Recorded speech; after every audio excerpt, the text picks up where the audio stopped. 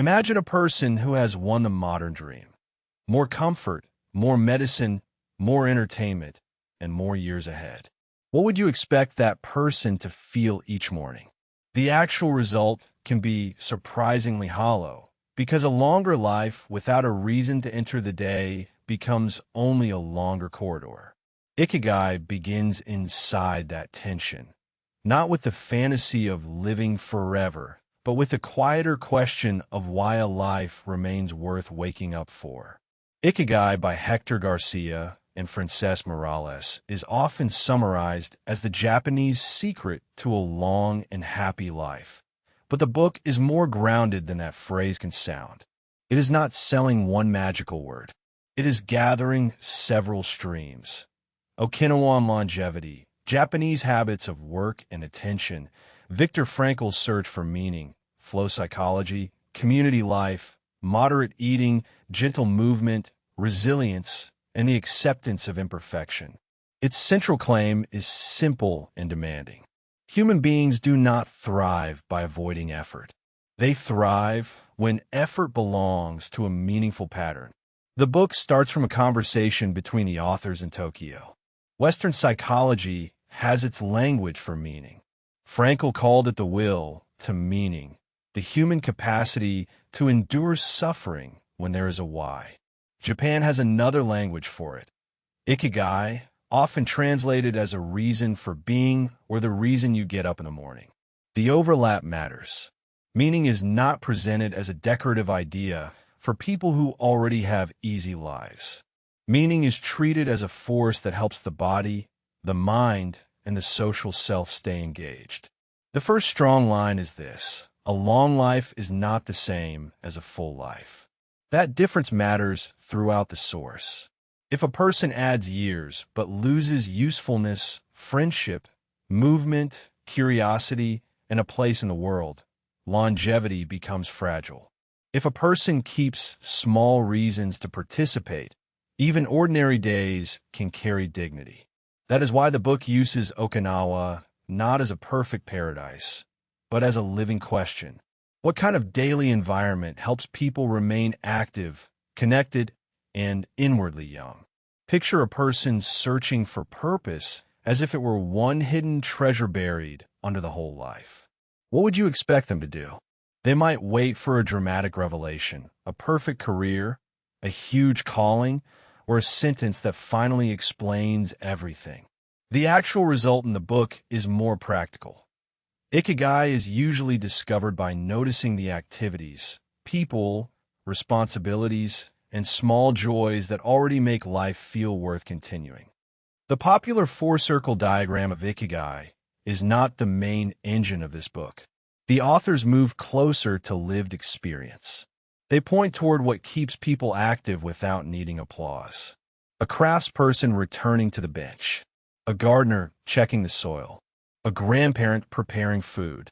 A neighbor joining the morning walk. A musician practicing because the practice itself feels alive. These are not glamorous scenes, but the book treats them as serious evidence. Meaning often survives because it has a schedule. That is the second strong line. Purpose that never enters the calendar remains a decoration. The book's wisdom becomes useful only when Ikigai is translated into time, place, body, and relationship. If teaching matters, who are you teaching this week? If health matters, where is movement in the day? If friendship matters, what ritual keeps contact alive?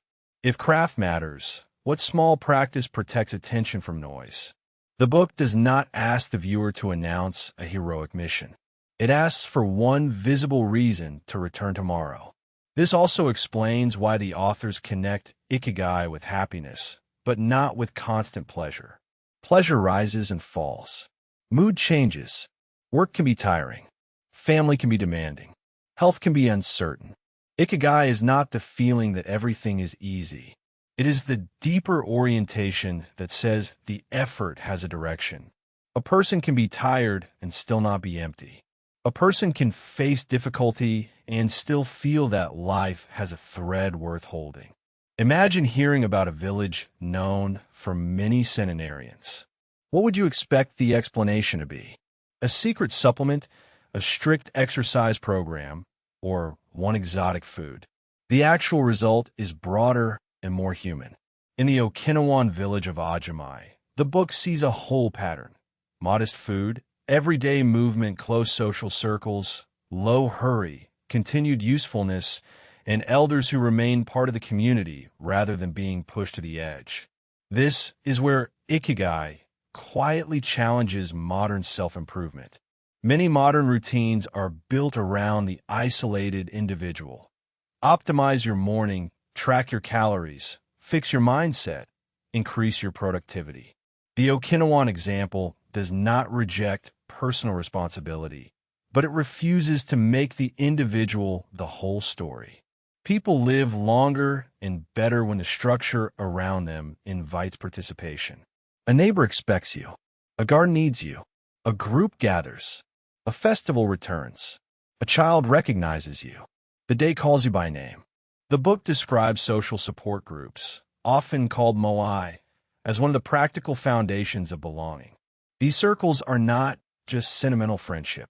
They are a social technology for being held by others over time. Members share money, help, advice, and presence. The portable lesson is not that every viewer must copy the exact Okinawan form. The portable lesson is that human beings need circles where absence is noticed. Being missed can be a form of medicine. Okinawa also teaches that aging does not have to mean disappearance. In many modern cultures, older people lose roles before they lose ability. The book presents a different image. Elders still moving, still talking, still gardening, still laughing, still serving. That image matters because identity is partly social. If the world treats a person as finished, the body and mind receive that message. If the world keeps giving small reasons to participate, aging becomes continuation rather than exile. Suppose two people have the same number of years ahead, but one wakes with a role and the other wakes with nothing expected from them. What would you predict changes first, the body or the mind? The actual result is that the book refuses to separate them so neatly. Purpose shapes behavior, behavior shapes the body, and the body then changes the emotional atmosphere the next day. The anti-aging material in Ikigai is easiest to misunderstand. The authors are not offering immortality. They mention science, stress, inflammation, sitting, diet, sleep, and mental activity, but the useful message is not a technical promise. It is a pattern of signals. The body is always listening to the life it is asked to live. Chronic stress, isolation, overeating, stillness, and purposeless busyness send one kind of signal. Movement, friendship, moderate food, curiosity, sleep, laughter, and meaningful work send another. The book's strongest health advice is therefore not extreme. It is cumulative. Do not retire from life. Keep the brain learning. Keep the body moving in ways that can last. Reduce hurry where possible. Eat enough rather than too much. Stay in contact. Keep a craft or task that asks for attention. The point is not to become a wellness machine. The point is to create a life the body can trust. This gives the viewer a practical test. If your daily routine were a message to your nervous system, what would it say? Would it say emergency, comparison, hurry, and numbness? Or would it say participation, usefulness, rhythm, and enough? Ikigai matters because it moves purpose out of motivational language and into daily physiology. A reason for being becomes stronger when it is walked, cooked, practiced, shared, and repeated. Imagine a person facing suffering and asking only how to remove discomfort as fast as possible. What would you expect if the discomfort cannot be removed? The actual result in Viktor Frankl's work, which the book uses as a major reference point, is that survival often depends on finding a why that is larger than the pain. Meaning does not erase suffering, but can stop suffering from becoming the whole identity. Frankl's logotherapy gives Ikigai a harder edge. Without it, the word Ikigai could become a soft lifestyle slogan. With it, purpose becomes a serious human need. The book reminds us that meaning can come from creating work, loving someone, serving a responsibility, or choosing an attitude when circumstances are not chosen. That last part is important. A person does not need perfect conditions before life can have meaning. Sometimes meaning appears as the next faithful action inside imperfect conditions. This is why the book's message is gentler than hustle culture and stronger than comfort culture. Hustle culture says your worth depends on achievement. Comfort culture says the good life is the removal of difficulty. Ikigai says something different. Stay close to the work, people, practices, and values that make effort meaningful. The goal is not to be endlessly productive. The goal is to remain in relationship with a future you still care about. There's a caution here. Meaning can be abused if it becomes pressure to accept every burden. The book is not asking anyone to romanticize exhaustion, bad treatment, or avoidable harm. The healthier reading is more precise. When a responsibility genuinely belongs to your values, it can strengthen you. When a demand only drains you and disconnects you from life, it may need boundaries. Ikigai is not any duty. It is the duty that keeps the self alive rather than erased. Picture someone with a free evening, a phone, and no clear activity. What would you expect to happen to their energy? The actual result is familiar. Attention gets scattered, the evening disappears, and rest somehow does not feel restful. The book's answer is not simply to work more. It is to enter flow, the state where challenge and skill meet closely enough that attention becomes absorbed. Flow matters in Ikigai because it reveals a form of happiness that does not depend on passive entertainment. When a person is painting, cooking, coding, repairing, gardening, dancing, studying, or solving a problem at the right level of difficulty, the self becomes less noisy. Time changes texture. The activity is demanding, but the demand feels clean. The book connects this to long life because a mind that keeps entering meaningful challenge does not collapse into boredom. The practical lesson is that the brain needs manageable difficulty. Too easy, and attention goes dull. Too hard, and anxiety takes over. Flow lies between those extremes. That means Ikigai is not only about discovering what you love. It is also about designing conditions where love can become practice. Fewer interruptions, clear goals, immediate feedback, a skill to improve, and a ritual that protects the work long enough for absorption to begin. This is one reason the book respects artisans and long-lived workers. They're not always chasing novelty. They return to the same craft and find new depth inside repetition. Modern life often confuses stimulation with aliveness. Flow offers a different standard. A person feels alive when attention is gathered, not merely when the senses are bombarded. The craft becomes a quiet proof that the day has not been wasted. Imagine someone waiting decades for retirement because they believe life will finally begin when work ends. What would you expect after the first weeks of freedom? The actual result can be relief at first, then a quiet loss if the person has not kept another source of usefulness alive. Ikigai's warning is not that everyone must keep a job forever. The warning is that humans suffer when they retire from participation. The Okinawan model in the book does not center life on career identity.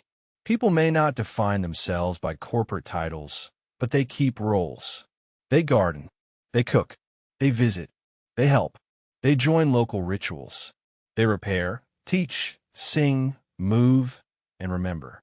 The important distinction is between leaving a job and leaving usefulness. A job may end. Usefulness should continue changing form. For the viewer, this can be uncomfortable because many lives are built around a narrow identity. I am my role. I am my output. I am my income. I am my status. Ikigai asks for a wider foundation. Who are you when nobody is measuring your productivity? What skill can you practice without applause? Who benefits when you show up? What small responsibility would still matter if your title disappeared? This section also protects the book from becoming naive.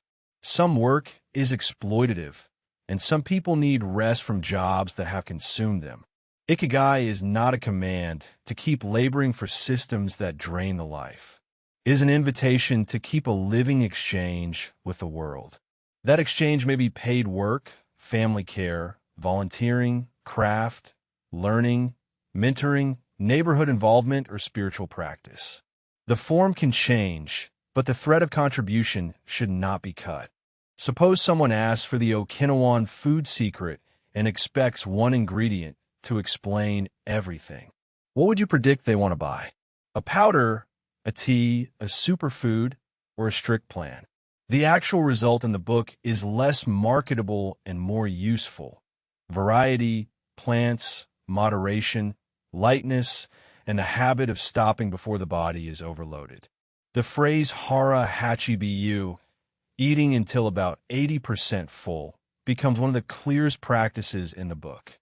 Its power is not only nutritional. It trains the mind to recognize enough.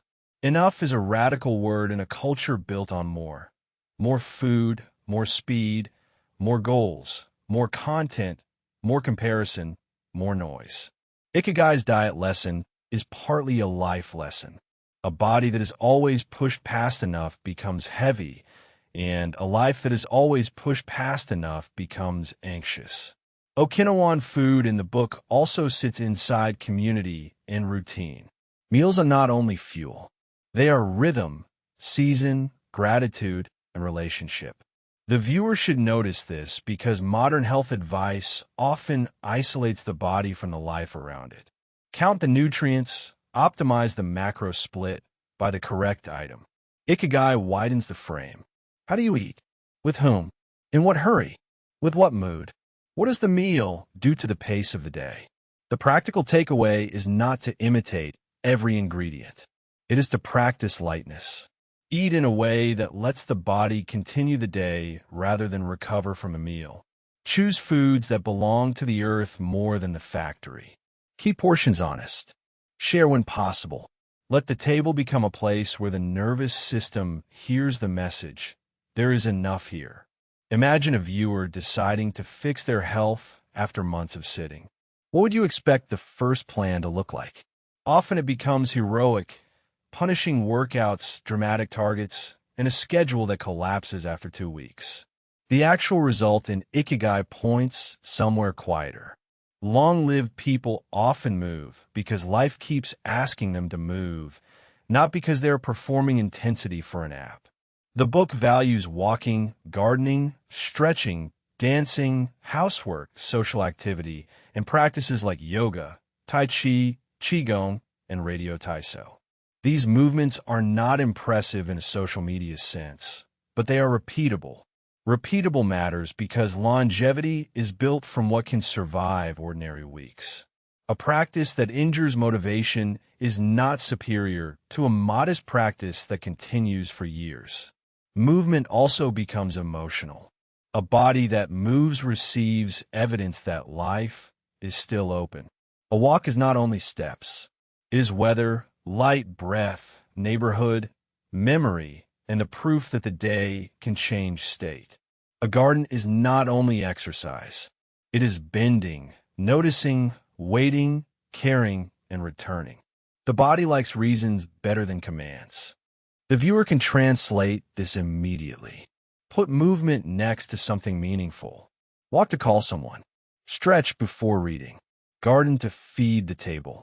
Dance because music is present. Clean because the room becomes calmer. When movement is attached to a living reason, it stops feeling like a sentence and starts becoming participation. Ikigai's movement philosophy is simple. Do not make the body prove itself once. Let it belong to the day again and again. Picture resilience as a person who never bends, never cries, and never admits pain. What would you expect that person to become over time? The actual result is brittleness. Ikigai's resilience is closer to flexibility. The capacity to meet change, recover rhythm, accept impermanence, and keep moving without pretending life is painless. The book brings in ideas connected to stoicism and anti-fragility. The careful reading is important. It is not saying that suffering is good by itself. It is saying that humans can build practices that keep difficulty from destroying the whole life. Reflection, breathing, movement, friendship, purposeful work, gratitude, and perspective can turn some stress into training rather than poison. The difference is whether stress is held inside a meaningful structure. This is especially useful for viewers under constant uncertainty. Work changes, health changes, family changes, plans break, people disappoint us. The book's answer is not control everything. It is cultivate a self that can return. Return a breath. Return to the next task. Return to the person you love. Return to the garden, the walk, the craft, the small circle, the reason for being. Resilience is often a return, not a performance. There is also a social side. A person with relationships recovers differently from a person alone. A person with rituals recovers differently from a person whose days have no shape. A person with Ikigai recovers differently because pain is not the only thing waiting in the future. Something else is waiting too. A duty, a face, a practice, a place, a song, a seedling, a page, a promise. Imagine a life displayed under the rules of perfection. Perfect body, perfect career, perfect home, perfect emotional control, perfect aging. What would you expect that life to feel like inside? The actual result is often fear, because perfection makes every mark of time look like a threat. Ikigai answers with wabi-sabi, the appreciation of imperfection, impermanence, modesty, and the beauty of what is real. Wabi-sabi is not neglect. It is not laziness. It is a way of seeing. A cracked cup can still be beautiful. An old face can carry dignity. A fading season can deepen attention. A handmade object can be more alive because it is not perfectly uniform. A life that did not go according to plan can still become meaningful. This matters because the fear of aging is often the fear of visible imperfection. The book's lesson becomes powerful when applied to the self. If every scar, delay, failure, wrinkle, and unfinished dream is treated as evidence that life went wrong, then aging becomes an argument against the self. If imperfection can be included in beauty, then the viewer is allowed to continue. Wabi-sabi gives permission to belong to time instead of fighting time at every mirror. This does not mean giving up on care. The Okinawan spirit in the book is active. People move, cook, garden, gather, and practice. But the activity is not frantic self-rejection.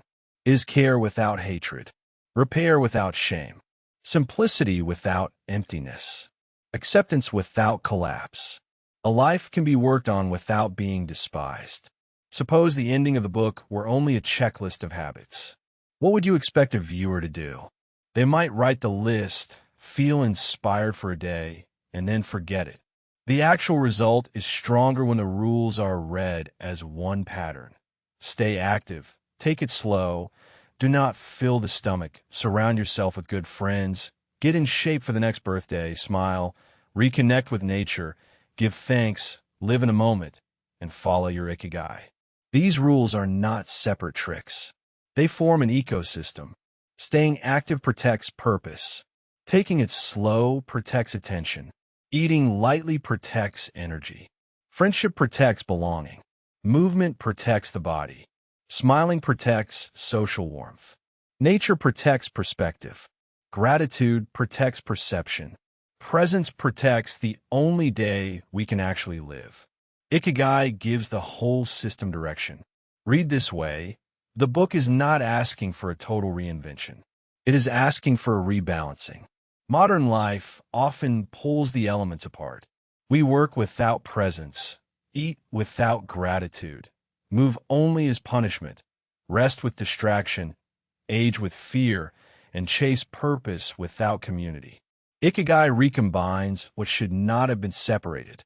The good life is not one achievement. It is a rhythm of enough meaningful practices. For practical use, choose one anchor from each dimension. One purpose anchor, a task that matters. One body anchor, a movement that can continue. One social anchor, a person or group to contact. One calm anchor, a practice that slows the day. One beauty anchor, a small contact with nature, craft, or gratitude. The book becomes real when these anchors stop being ideas and start becoming appointments with life.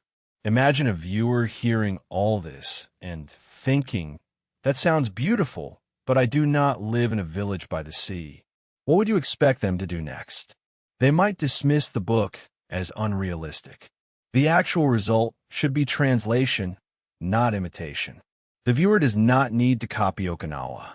The viewer needs to ask which conditions can be recreated at a small scale. A small moai can be 3 friends who check in honestly every week. A garden can be a few herbs, a balcony plant, or a daily walk past trees. A craft can be writing, cooking, drawing, repair, music, teaching, or careful work done with attention. A slower rhythm can be one protected meal without a screen. A purpose can be made visible through one calendar block. The point is not to reproduce the village. The point is to rebuild the life-supporting functions the village made natural. This translation is also where boundaries matter. Modern life will take every open space if it is allowed. Notifications, comparison, work spillover, consumer desire, and endless content can occupy the whole day. Ikigai is not only adding meaningful things, it is protecting them. If purpose matters, something else may need to leave. If connection matters, some distraction must be reduced. If health matters, convenience cannot be the only ruler. The viewer can begin with one question each evening. What made today worth repeating in some form?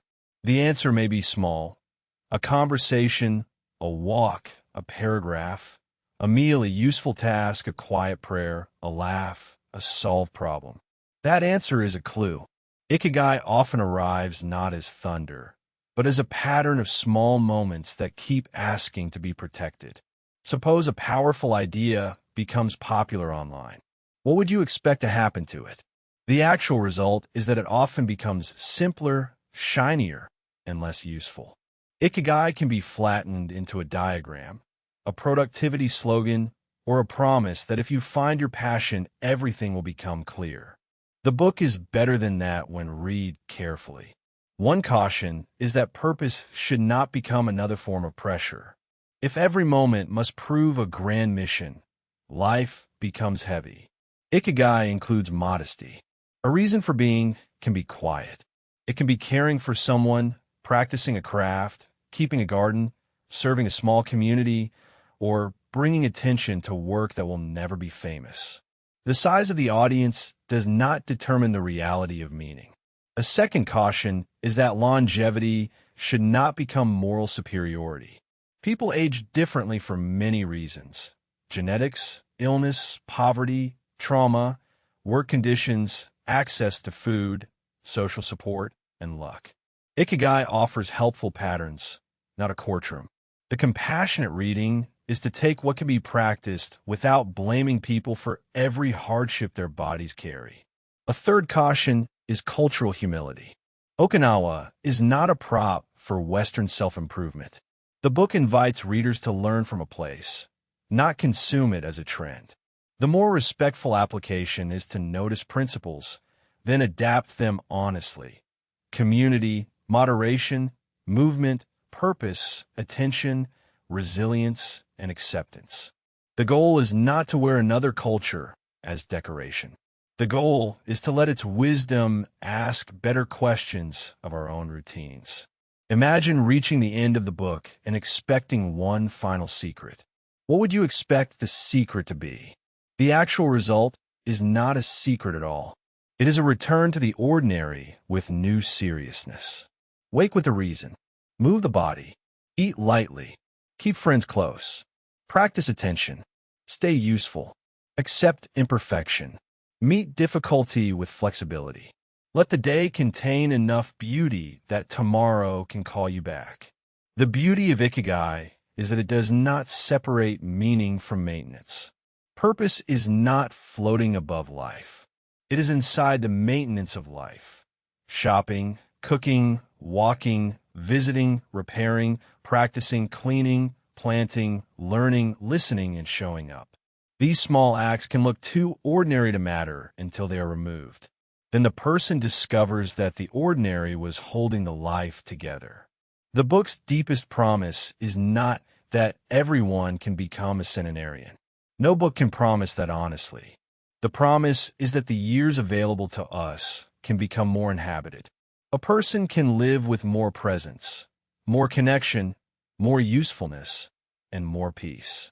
The length of life is partly beyond control. The texture of a day is more available. So the final application is deliberately small. Choose one reason to get up tomorrow and make it visible before the day begins. Put the shoes by the door. Place the book on the table. Send a message. Prepare the simple breakfast. Write the task on the calendar. Put the instrument where it can be reached. Leave a note for the person you love. Meaning grows when it is given a doorway into action. One more source-backed thread should be kept in view. Curiosity is not decoration in this book. The authors treat curiosity as a life-preserving force because it keeps the mind from closing around habit. Learn a phrase, visit a neighbor, ask a better question, try a careful recipe, repair something small, or read a page that resists you. The scale can be modest, the signal matters. Curiosity tells the self that the future still contains discovery. The book also asks the viewer to notice the difference between calm and emptiness. A slow life is not a vacant life. The Okinawan rhythm described by the authors is full of tasks, people, food, movement, humor, and ritual.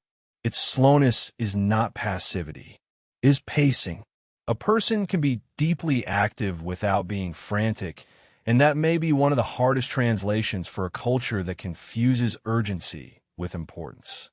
Another useful synthesis is that Ikigai belongs to the present tense. It may guide a whole life, but it is practiced today or it remains abstract. The viewer does not need a perfect identity statement before doing the next meaningful thing. In fact, the next meaningful thing may be how the identity statement is discovered.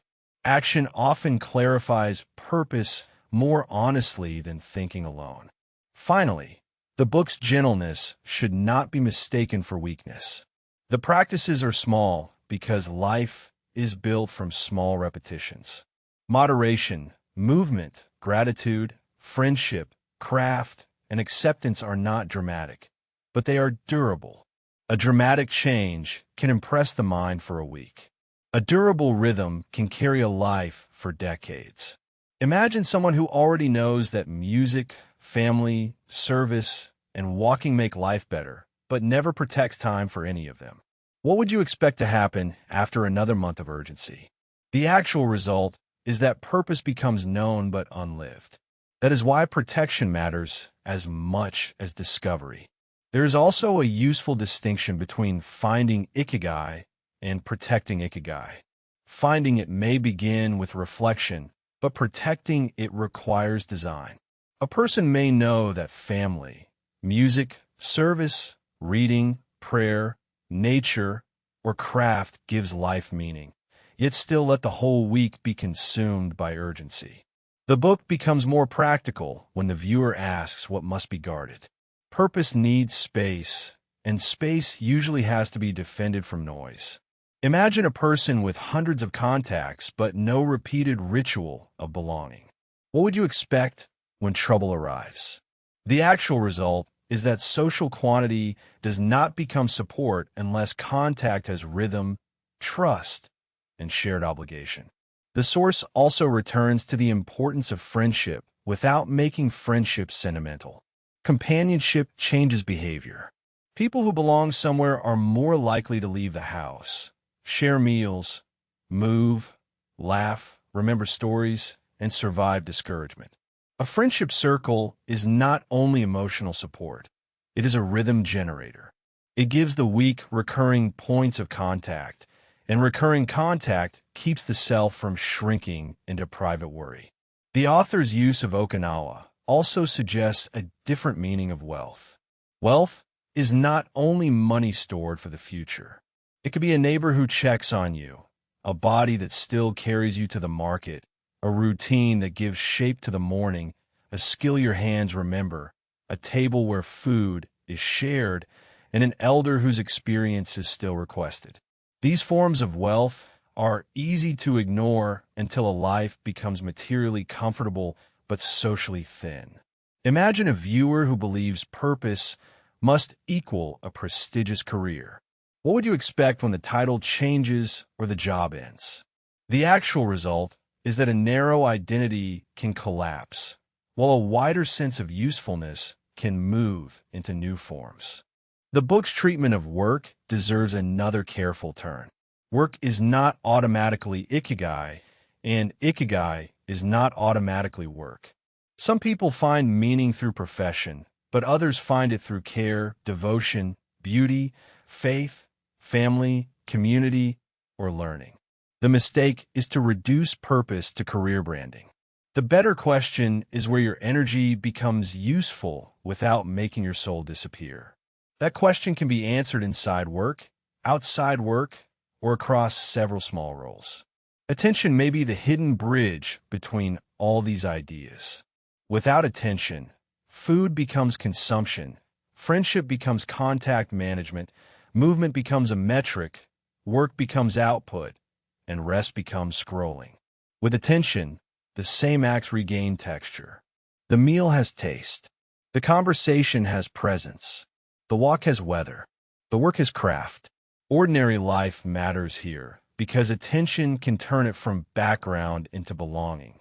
Imagine gratitude being treated as denial of problems. What would you expect from a serious reader? The actual result should be more balanced. Gratitude does not erase problems. It keeps lack from becoming the only story the mind can tell. A final source thread is gratitude. Gratitude in this book is not a forced positivity exercise. It is a way to keep perception from being captured entirely by lack. A person can still solve problems, set boundaries, and improve conditions while also noticing what is already supporting life. Gratitude makes enough visible. When enough becomes visible, the nervous system does not have to live as if it is always being chased by scarcity. Imagine a viewer doing the weekly audit and finding that the week was full but strangely lifeless. What would you expect the audit to reveal? The actual result is usually not one dramatic failure, but a pattern of small leaks. Contact without presence, work without craft, food without enoughness, and rest without renewal. The best modern application may be a weekly audit with 5 questions. What gave me energy this week? What drained life without giving meaning? Who did I connect with honestly? Or did my body ask for movement or rest? What one thing should be placed on the calendar because it makes tomorrow more worth entering? These questions do not replace the book. They translate it into a repeating practice. Imagine the audit showing that one season of life has ended and another has not yet found its shape. What would you expect the person to do with the old purpose? The actual result in Ikigai is to listen again rather than cling mechanically. Purpose can change form without disappearing. The viewer should also remember that Ikigai can be seasonal. A young adult, a new parent, a caregiver, a retired worker, an artist, a student, and a person recovering from loss may all need different forms of purpose. The word does not demand one permanent answer. It invites a continuing conversation with life. What matters now? Who needs me now? What practice keeps me awake now? Which responsibility gives more life than it takes.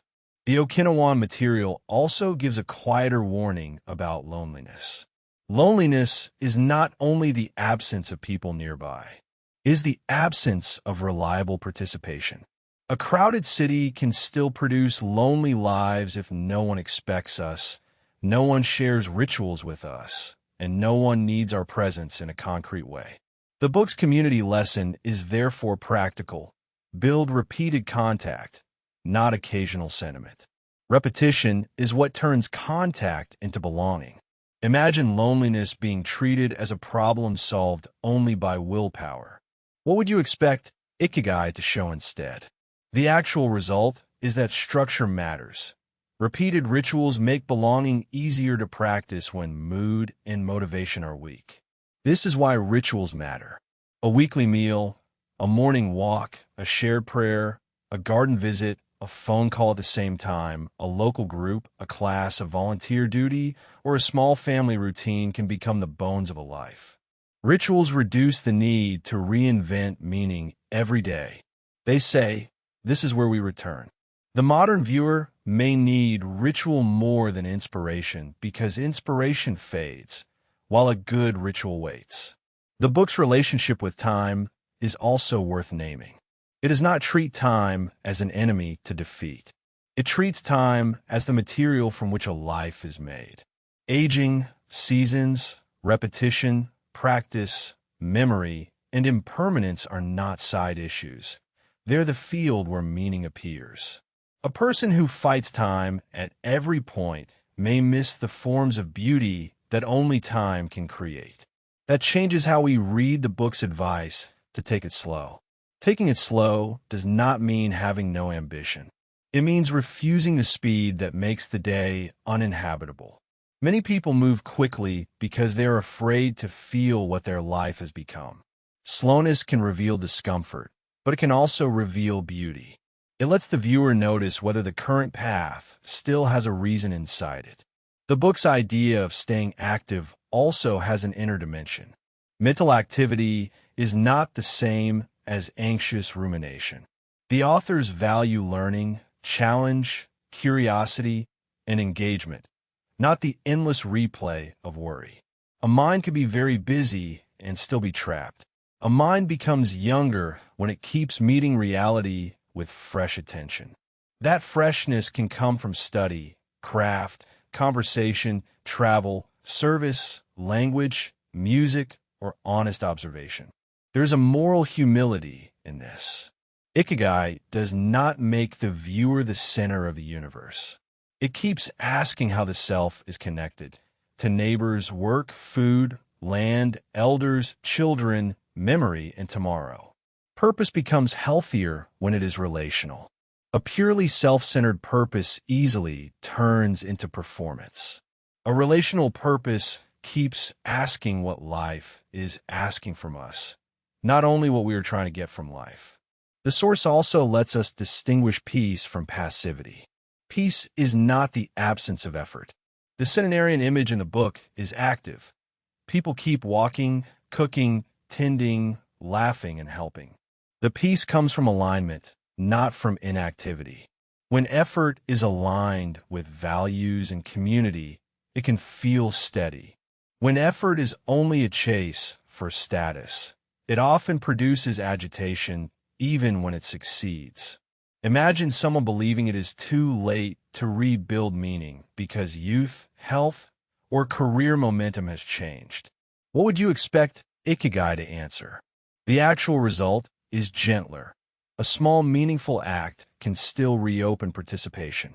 For viewers who feel late, the book offers a gentle correction. Purpose is not reserved for the young, the successful, or the perfectly healthy. Because Ikigai can live in small acts, it can be recovered at many ages and under many conditions. A letter can matter. A meal can matter. A repaired relationship can matter. A short walk can matter.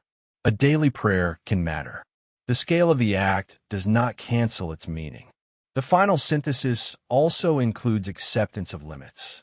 No routine can remove mortality. No philosophy can guarantee health. No community can prevent every grief. Ikigai is valuable because it works within limits instead of pretending they do not exist. It asks how to live meaningfully inside a finite life, inside an aging body, inside imperfect relationships, and inside ordinary time. That honesty makes the book more useful, not less. At its best, Ikigai is a book about rejoining life. Rejoin the body through movement. Rejoin people through repeated contact. Rejoin work through craft. Rejoin food through enough.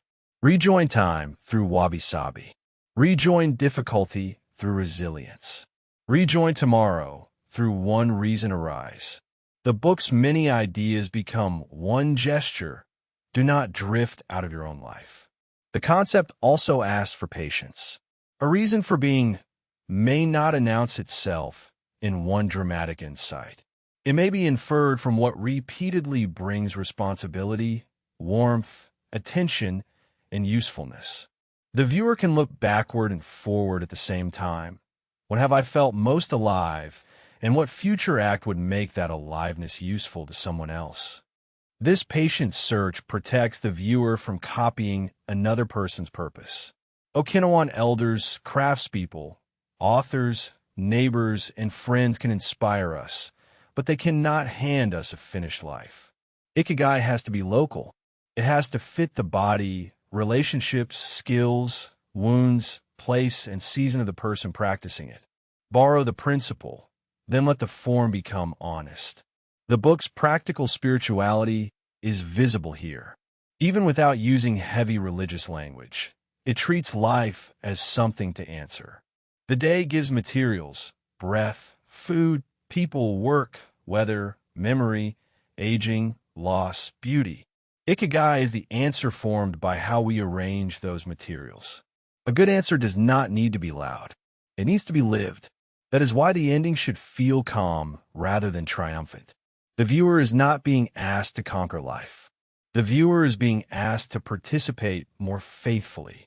The next step is small because real life is entered through small doors. A message, a walk, a meal, a practice, a repair, a thank you, a rest, a promise kept. Ikigai also shows why the search for happiness becomes healthier when it is indirect. If happiness is chased as a mood, it slips away quickly.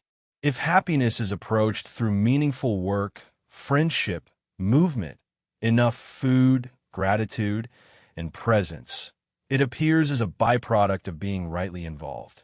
The book is not against happiness. It simply refuses to separate happiness from participation. Imagine reducing the book to either a spiritual slogan or a habit checklist. What would you expect to be lost? The actual result is that both reductions miss the center. The practices need meaning, and the meaning needs practices. The final source-balanced reading is therefore neither mystical nor mechanical. It is not mystical because it asks for concrete habits, meals, walks, friendships, and tasks. It is not mechanical because those habits only matter when they connect to meaning. Ikigai lives between the two, a philosophy that has to be practiced and a practice that has to remember why it exists. That balance is why the book remains useful after the attractive word has faded. A viewer can test the whole book with one ordinary morning. If the morning contains movement, enoughness, connection, attention, and a reason to continue, Ikigai has moved from concept to life. That is the practical test. Ikigai is not a slogan to admire. It is a relationship to renew. Give tomorrow one visible reason to welcome you back.